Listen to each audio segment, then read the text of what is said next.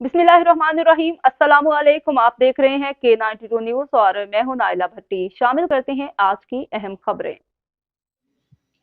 बिस्मिल्लाहिर्रहमानिर्रहीम। इस वक्त जो हम मौजूद हैं ताजिर अलायंस की जो है सदर जो हैं आसिफ गुलफाम साहब, उनसे भी व्यूज़ लेते हैं। बिस्मिल्लाहिर्रहमानिर्रहीम। 2022 मुल्क का बदतरीन साल गुज़रा। इतनी महंगाई और इसके बावजूद कि हुकूमत को कोई ताजिरों को बेनिफिट देने के बजाय ये टाइमिंग के हवाले से, जबकि हालात इतने ख़राब हैं और महंगाई इतनी उरूज पे है, और देखा ये जा रहा है कि ना तो वफाक की तरफ से ना सूबाई हुकूमत की तरफ से ताजिरों को कोई सहूलतें नहीं फराहम की गई। और बात की जाती है टाइमिंग को कम करने की।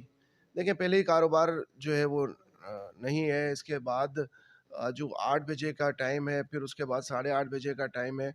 जबकि सिंध हुकूमत ने अभी एक अच्छा इकदाम था, जो कि मशावरत ली गई थी कराची के तमाम स्टेक होल्डर से, ताजिर बरादरी पूरी मौजूद थी। सबकी राय ये थी कि अगर 9 बजे बंद कर दिया जाए, वो भी कुछ महीनों के लिए, क्योंकि आगे रमज़ान सीज़न है।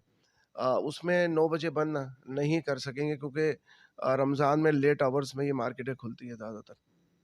बहुत बहुत शुक्रिया सर। अब तक के लिए इतना ही। मजीद खबरों और अपडेट से बाखबर रहने के लिए देखते रहें K92 न्यूज।